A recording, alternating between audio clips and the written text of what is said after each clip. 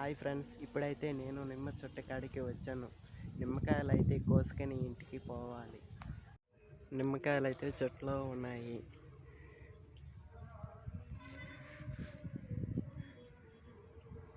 ఏడో ఒకటి ఉన్నది ఫ్రెండ్స్.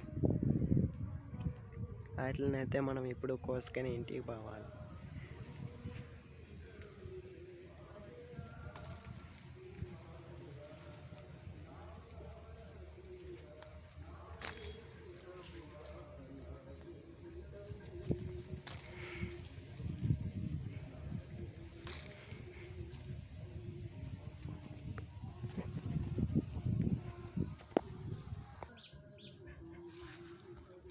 ఒక నిమ్మకాయ అయితే ఉన్నది.